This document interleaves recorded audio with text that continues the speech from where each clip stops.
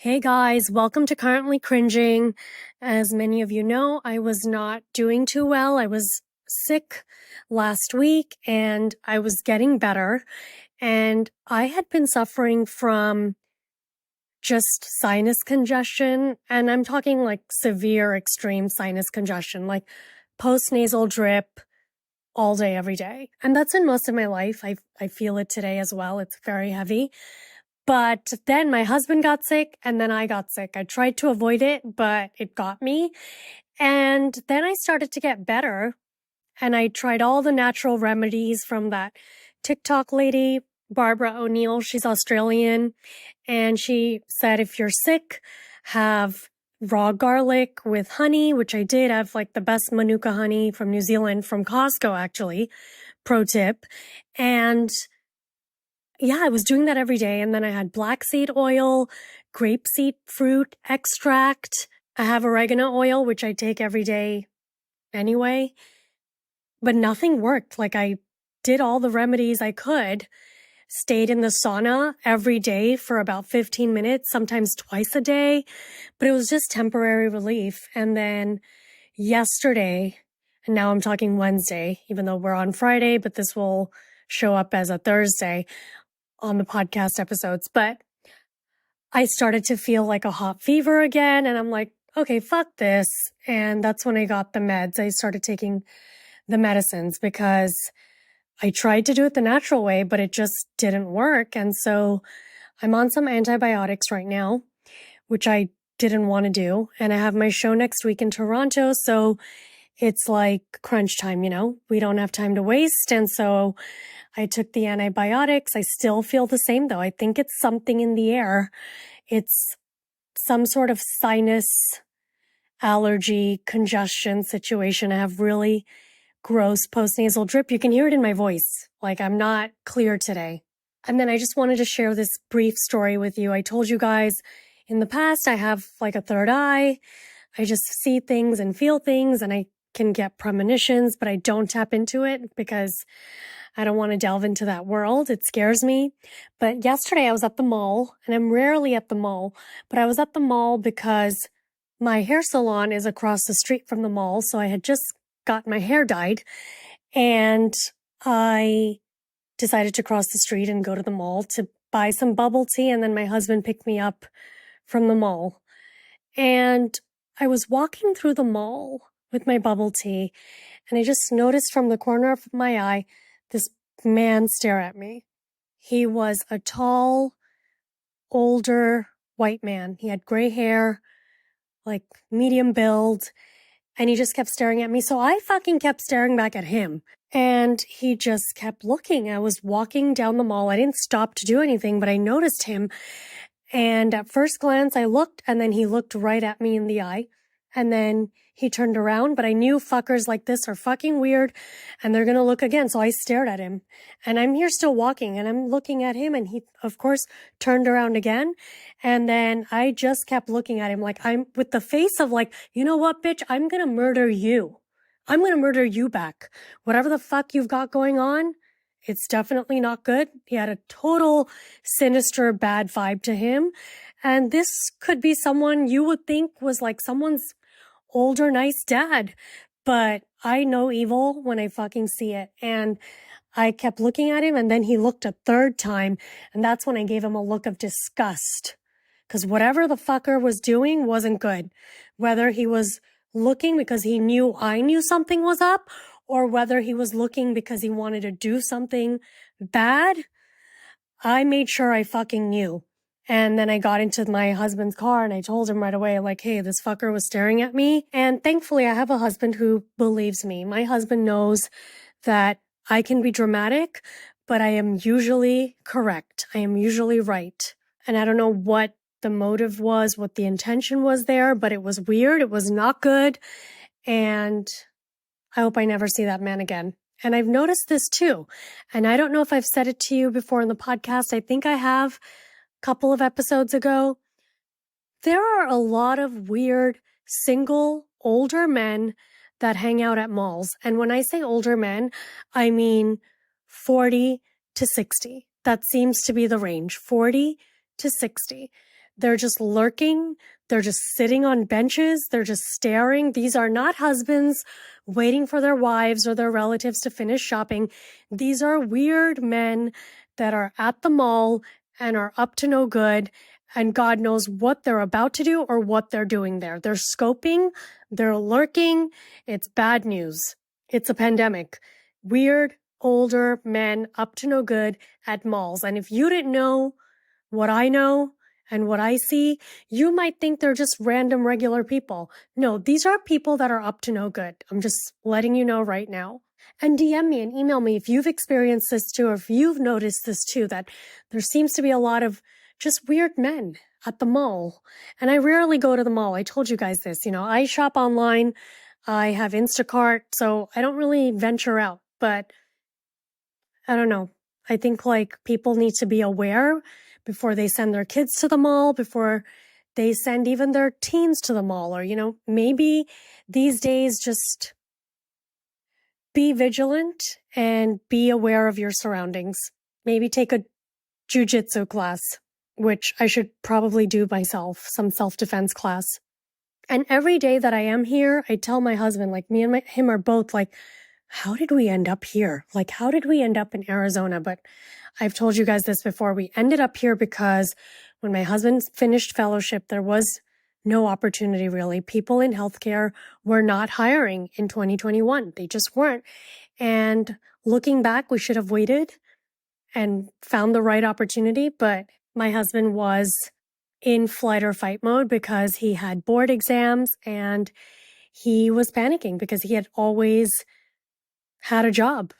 And this was the first time he didn't. He wasn't going to have a job. So he took that time to study, but it was still something that I look back on that, we could have probably waited before moving here. But I also didn't know a lot about the field, and now I do. And your girl's in charge, hun. Let's just leave it at that. I'm in charge now. I'm wearing the pants. I'm leading the way while he pays for everything. And speaking of men who pay for things and women who pay for things and these dynamics, which we've discussed ad nauseum, if you listen to the older episodes on my beliefs, on what I think the relationship dynamic should be, because I do think women should always have some sort of their own income somehow. And we do age out. The reality is we do age out. Most women, if you're not an executive or top leader, by the time you're 40, it's rare that you can start over, but in that case, start over and try to do something. But in that case, I always say, make sure you've got a prenup that takes care of you. That is, if you're married and, you just weren't sacrificing all these years not working to then end up with nothing. Because there's working at a job and then there's working at home. To me, working at home is much harder and you have more to lose, which is why a few episodes ago we were talking about the trad wife movement and how that's escalated, because a lot of women who are very bright have realized that they can make more money producing content that reflects the ideologies of the 50s, from when women stayed at home, men went to work, except none of that exists anymore. None of that exists anymore because it doesn't apply to most women today. But it's an ideology that many men and women in the world still have. Many men and women still believe that the women are better off staying at home and the men should work. But reality is, women and men in today's society most likely have to work. So picture this, you're planning your future and there happens to be a partner in it, whether it's man, woman, they, whatever you want to call them. They will one day be the mother or father of your children. And if you happen to be a mother, keeping the home cozy and the family nurtured. Now that is a very difficult full-time job. And hopefully your partner, whoever they are, drafts up a prenuptial agreement that allocates 50% to you, because while one is staying, and now dynamics are different. That's why I'm not labeling mother, father, Whoever is staying at home, they're doing their fair share of work by maintaining the household, and if you have kids, taking care of the kids, and the person going to the job away from the house, you're hoping that they have allocated half to you. Because remember, you're not earning any income by staying at home. The person staying at home, usually, typically the woman, although that's changing now, is foregoing her own financial pursuits and is probably relying on her partner's income.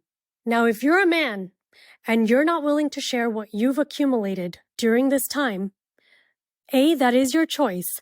However, it is important to understand that by making this choice, you're not looking to support a partner who is a homemaker. You're looking for free labor, which is essentially slavery. And I am not being dramatic. You want someone without fair economic recognition, a homemaker whose labor goes uncompensated. So if anyone's listening to this and your partner is taking care of the house, staying at home, possibly raising your children, and you have not allocated 50% of your income to them, whether it's in a prenup or giving them half of your wages, then you are exploiting that person in 2024, because there's a new current among men, specifically, that champions hard work to provide so abundantly that their partners need not work outside the home. She can attend fitness class, she can go shopping, she can attend to yoga, she can take care of the kids, she can maintain the household. But if that partnership dissolves and she finds herself without financial means, he or she, that's not the work of a provider, but rather an oppressor. And then let's say you don't make it. When it comes time to settle the divorce with alimony and child support, where does the provider energy go? Because it seems like today's narrative dictates that to be a noble man, you must afford your wife a labor-free existence. And this narrative is gaining traction just as women are learning to rely less and less on men. They're leaving bad marriages and avoiding them altogether. And maybe some men are possibly feeling unsettled by women's growing independence and feel the need to restore dependence. And whether this is a form of misplaced sense of protectiveness or response to societal changes, we don't know yet. But if you're listening to this and you are married or you're with someone, or better yet, I have a lot of friends who are in committed relationships, monogamous committed relationships, they have children, they are not married, make sure that you are taken care of, that you are not giving up an entire part of your life, and that is the part where you can earn money to take care of a home, which is in itself a job, which doesn't earn money. Make sure that you are taken care of financially, regardless of the outcome of whatever relationship you're in. And I was discussing this with my friends who are men. Firstly, my husband, and then, of course, Aditya and Neil. Now, Aditya's been on the podcast many times. These are all modern, forward-thinking men who are educated and have an open mind. However, I've known that most men, unfortunately, do not think like them, do not think like my husband. And that was very important to me when I was intentionally, again, seeking out a partner. I had to make sure that I was with someone who knew what I brought to the table and recognized and appreciated my value as a woman, which leads me to the next topic. So many women ask me and even ask Aditya, how do you find someone? How do I get to that next level? How do I change my life? Because so many of you want so many things without making any sacrifices and without making any changes.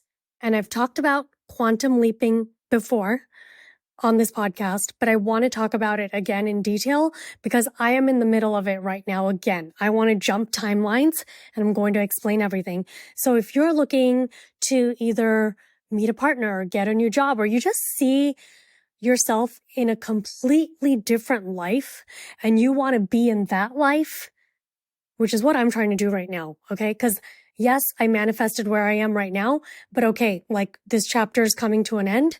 I'm trying to get to the next timeline. And it's all a game, guys. This is all a game. How do you get to the next timeline, the next level of the game? And it's all done through the work of the mind. I've had quite a few setbacks and I cannot repeat those stories in my brain. I cannot repeat that narrative. And if something's not working, then look at yourself, look at your life and think, have I done anything to change? Whether it's change your environment, change the people you hang around with, change your response in life to certain outcomes and situations and circumstances. And that's constant work. Like I'm in the trenches right now, like I'm getting out, like I've said, but I'm in the middle of switching timelines. And the way you know you're switching timelines is when everything in your current timeline just falls apart. The quantum field isn't some mystical ether where wishes come true by mere belief, okay? This field is deeply rooted in science, and I will have Aditya share his story, God willing we're alive, in a few years, maybe next year. Not right now because it's too early, but the way Aditya himself quantum leaped and jumped timelines in this past first quarter has blown my mind and reignited a fervor in me to expect more from myself and to do better and to elevate my own goals. And my husband is a chemistry major and loves science, obviously. And so he really can explain this to me, the whole science part of it, because it is complicated, but I'm going to do my best, okay? So in this episode, thank you for listening till now. I really wanted to help you and me jump timelines quicker, faster, and efficiently. So classic physics or Newtonian physics looks at the visible world. This is the physics that most of us learn about in school, which might explain why the quantum field, the domain of quantum physics, seems so confusing for so many people. Classic physics concerns itself with matter as we see it, like in human life form, like atoms and molecules. I hope you're still with me. We are talking about the physical things that we see in our day-to-day life, like your cup, your computer, your hand, just seeing things in the 3D for what they are, atoms and molecules. It wasn't until we had some pretty advanced technology that we were able to get a look inside the atom and discover the new world, the quantum realm. Originally, they thought atoms were just mostly empty space around a small nucleus, but then scientists realized that these empty spaces were actually full of energy, which is called electron superposition. I pray to God I haven't lost you yet because we're getting to the good part. I'm so sorry that I have to explain this to you, but I had to read about this and understand it, and I had to digest it. And so I want you to do the same. Okay. So far we've got atoms, and now we know that they're not empty. They have energy in them. And I always say everything has energy. Everything is energy. So these are particles and waves at the same time. So we can manipulate this energy. In a nutshell, that's what I'm trying to say. We can manipulate everything around us. Now, if I've gone too new age, too woo-woo for you, I apologize. I am trying to quantum leap and jump timelines again. And that's why I'm really digging deep, and I want to share this with you as well. So now this dual existence, which is infinite fields of waves, represents infinite possibilities for material existence. Our interaction with this field shapes our reality. We can influence the energy around us. It's basically telling us that all particles are inherently connected. So every action, thought, and observation that we have affects our reality according to this, because what I've explained now is that we are energy. So how do we get to another timeline where all our desires are fulfilled? Time is multidimensional. So all our experiences are actually happening simultaneously. Since time is multidimensional and we are energy, everything's happening at the same time. I know this sounds crazy. If you've never heard of this concept, I suggest you look it up on YouTube or read about it. But basically, everything's happening in a parallel universe. So you, the version of you, or let me put it back to myself, me, married to my incredible husband, that was already existing. I had to spend 5 years reinventing myself to become this person, to be in the same energy field that I'm in now, to attract my husband, to be with my husband, because my husband is the person I am now, but me 5, 10 years ago was a different person, and that person attracted different things. I hope it's making sense. So now I'm trying to get to the next timeline that I want to be in. So how do you and me get to that next timeline? That timeline where we have what we want in the future, except we already have it in a parallel universe. We just need to get to it. And how do we do that so that it doesn't take me 5 years again to reinvent myself? That's what I'm working on now, and that's what I'm trying to explain to you today.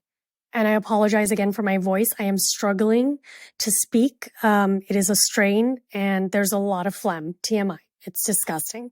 So all of the experiences exist simultaneously, and the experiences are just waiting for us to connect with them. So our identity, our beliefs, our memories, our frequencies, these are all the keys to our reality to get to that next timeline. And once we align with these, our aspirations, we will see our reality transform. And it's 2024. We don't want to take another 5 years. I don't want it to be 2030 before I get what I want. I want it tomorrow, yesterday, next week. Okay. We're trying to speed things up because time isn't stopping for us. So first off, I think it's important to write down what it is that you want. Clarify your goals. And if you asked me what I want today, I can't tell you. And that's a problem.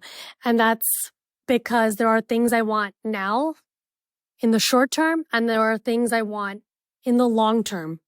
But I think it's important to have the big picture in mind. What do you want for your life? What do you want your life to look like? And I was discussing this with one of my best friends, Gail, the other day. We were just talking about cars, and one of my friends just got a Ferrari, and we were talking about how cool it was. And then we were like, well, let's act as if, and what car are you going to buy? And we just started rambling and having fun with it and talking about what cars we wanted. And as I was discussing the car, and then I changed my mind and I said, no, I want this one. She was like, Anish, why can't you have 2 cars? We're acting as if, like, we're just writing this down. Like, why can't you have 3 cars or 10 cars? And it's like, even in a fake exercise where we're acting as if, I am so limited in my thinking that I only think I can have 1 car in an imaginary world where I can have anything I want. I still limit myself to 1 car. And that was a mind-blowing moment, because I think as women, we're just always thought to automatically dim our light or not be greedy or not show off and just be grateful. And so I wanted to share that with you, because as you write down your goals, the sky is the limit. And that's probably why it's taken me so long to just get here, which is a great place to be. But I've had big dreams and goals since I was a child. I think most of us have. And everything's just taken so long because I'm so limited in my own belief, my own self-belief of what I think I deserve. And talking about this with you and sharing this with you as I'm in the thick of quantum leaping is helpful for me and hopefully helpful for you too. And the best way to explain that everything exists at the same time is this analogy that I thought of, okay? So you're walking into a gelato shop and they have all these flavors to choose from. And now the person behind the counter asks you, What flavor do you want? And when you're limited thinking, like me the other day, you're like, I want chocolate. And the guy behind the counter is thinking, wow, this person wants chocolate, but they could have any of these flavors and any combination of these flavors, but they're just choosing chocolate. And every flavor possibility exists, but you're using one flavor and you're experiencing that chocolate flavor, but all the other flavors are there waiting for us, and all the combinations of those flavors are waiting for us. And that's exactly what we're living in. That is our experience in this world. We can have all these flavors, and we're only choosing one most of the time, or two. And just like you can try just chocolate and then you realize, hey, maybe I don't like chocolate, or I'm bored of the chocolate, let me try something new. We can do that in our life too. Every flavor possibility exists for us right now. That's how best I can explain all the timelines existing at the same time. So are you bored of your chocolate? Are you tired of your chocolate? Do you not like chocolate and you got chocolate? We can change that. And that's what we're going to do. We're going to jump timelines. We're going to get you to that place where you want to be, that flavor that you want, that experience that you want to have.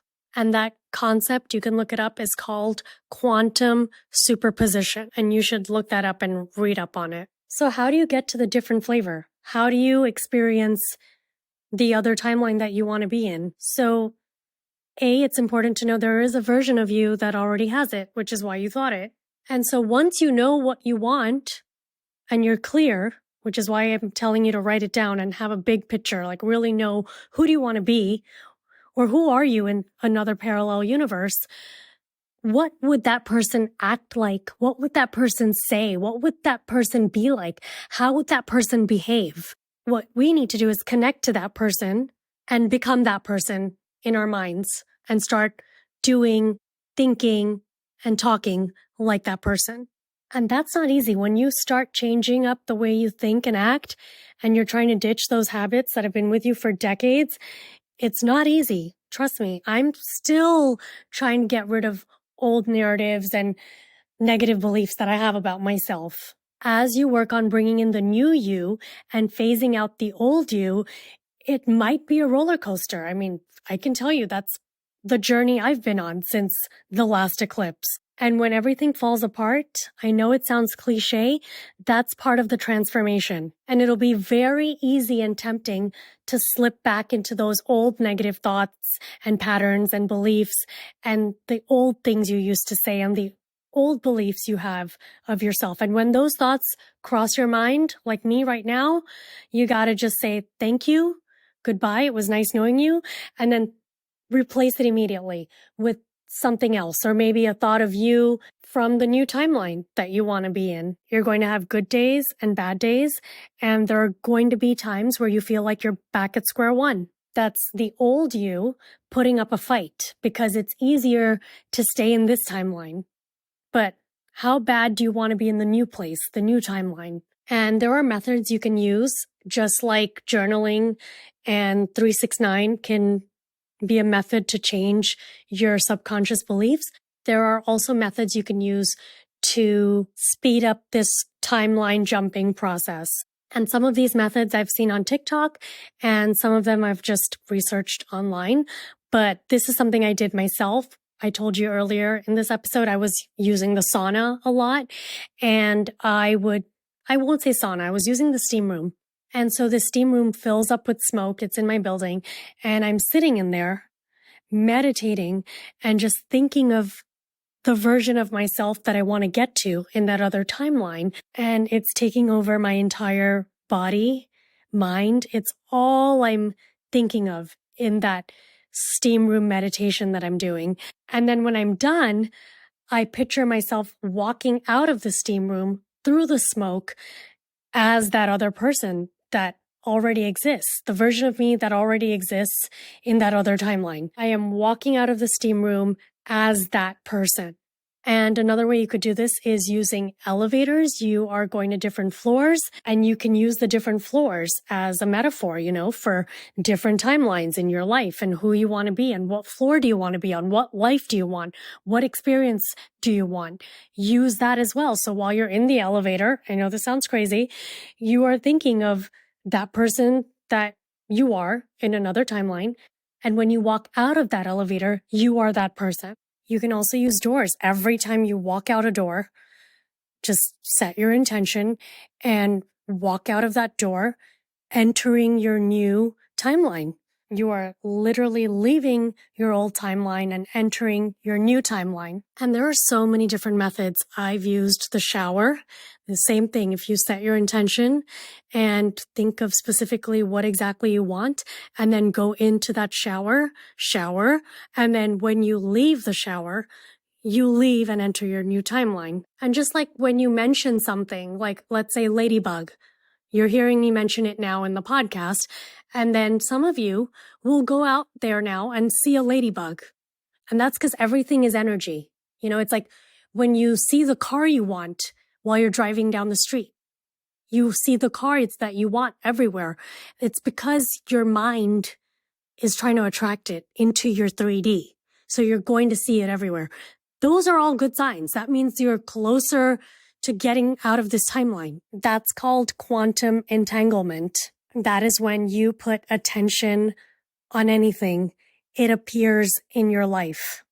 That's the easiest way I can explain it, and you should look up quantum entanglement as well. Another way to quantum jump, I'm going to do it today, is you have 2 cups. You're going to fill one with water, and on the one filled with water, you're going to write on a Post-it your current reality, whatever it is that is going on right now. And then on another Post-it, you're going to stick it on the empty cup and write your new reality, you in the new timeline. Who are you? Who is that person? And you're going to pour the water from the current reality into the cup, which is you in your new reality. And you're going to drink that water. Let me know if you do any of these and let me know what happens in 1 or 2 months. It's like that experiment where they had different cups of water and they said negative words to some and they said positive words to other cups. And the water was holding these negative or positive frequencies. The water that had the positive comments had these beautiful structured molecules, and the water that had the negative words turned out to be moldy, murky, and just really gross. And then you realize we are 70% water and we are absorbing all of that negativity or positivity. And we have to decide whether or not we're going to turn murky or create beautiful molecules. And we do that by acting as if and becoming that person in the new timeline. And that's a theory created by Neville Goddard. It's called the law of assumption. You assume already that you have all those things, that you think like that person in the other timeline. You should read his book. He has many books, but the most famous one is called The Law and the Promise. And you can also find that on YouTube and just listen to it if you can't read it. And I'm going to leave you with that today because you can go down a rabbit hole as I have. And I hope it helps you and I hope you try it and let me know how it goes. Because if there are parallel universes and parallel timelines, then there are parallel Earths. And what I learned when I went to Jordan and we took the astronomy walk is that every planet has another binary planet. And so there's definitely multiple versions of Earth. And for whatever reason, we all chose to come to this Earth. And why not try to shape our reality if we can? And let's try to do it together. And I'll let you guys know in 2 months whether or not, I've made any progress. So thank you for listening. I hope I can regain my full voice back by the time my show comes around next Thursday. Again, if you're in the Toronto area, I would love to see you on Thursday at the Royal Theatre. And till then, I'll talk to you guys soon. Bye.